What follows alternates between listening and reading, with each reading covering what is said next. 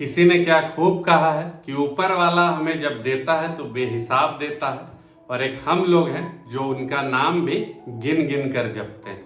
नमस्कार, मेरा नाम है अभिषेक यादव और आज कहानी एक लड़के की जो इस दुनिया की मोह माया को त्याग कर बाबा बनने की ओर चल पड़ा था। उसे किसी व्यक्ति ने बताया कि एक आश्रम है, वहां पर जाकर तुम रह सकते हो, वहां 2 वक्त का भोजन भी मिलता है और प्रवचन वगैरह भी सुनाए जाते हैं, बताए जाते हैं। वहां पर वो रहने लगा और उसे रोज 2 वक्त का भोजन और तरह तरह की ज्ञान की बातें भी बताई जाने लगी। इसी बीच में एक दिन एकादशी आता है और जब वो जाता है भोजन पाने के समय में, तब वहां पर उसे बताया जाता है कि आज एकादशी है, जितने भी लोग आश्रम के वासी हैं वे लोग आज उपवास में हैं। लेकिन वो वहाँ के जो मुख्य पुजारी होते हैं, मुख्य महंत जो प्रवचन देते हैं, उनसे कहता है कि नहीं गुरुजी, मुझे तो बहुत तेज भूख लगी है, मैं भूखे नहीं रह सकता हूँ।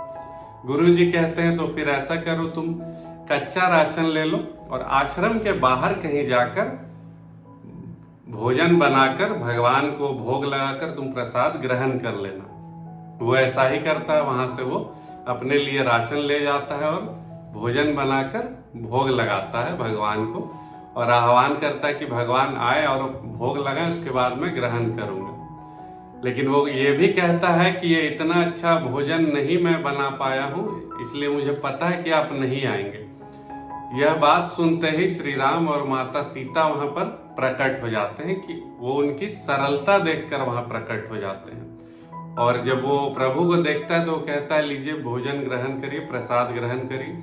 और श्री राम जी और माता सीता उस प्रसाद को ग्रहण कर लेते हैं और वो फिर भूखा रह जाता है। फिर वहां पर जो आश्रम में फिर दिनचर्या चलने लगती है और हर कुछ दिन के बाद एकादशी आती है। फिर एकादशी आई। इस बार उसने क्या किया कि आश्रम में गुरुजी से कहा कि मुझे 3-4 लोगों का राशन दीजिए। वहां पे और भी लोग आते हैं, उनको भी भोग देना पड़ता है।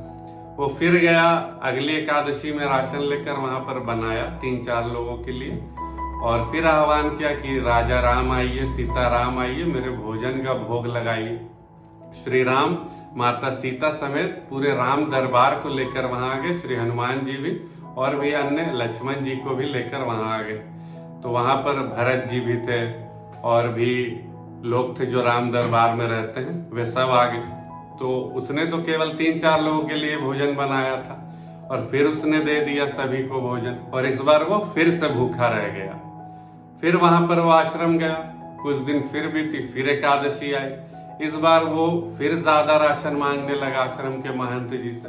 अब महंत जी भी ये सोचने लगे कि व्यक्ति तो ये एक ही है, तो इतना राशन आखिर ये करता क्या, कहीं ये बेच तो नहीं देता है ले जाकर। इस बार गुरु जी भी उसके पीछे चल पड़े और जब जो नदी किनारे राशन लेकर गया तो वहां पर भोजन बनाया नहीं, इस बार ऐसा ही रखा रहा और आह्वान कर दिया भगवान का कि आप आइए। भगवान इस बार राम दरबार समेत अन्य सेवकों के साथ भी वहां पर उपस्थित हो गए।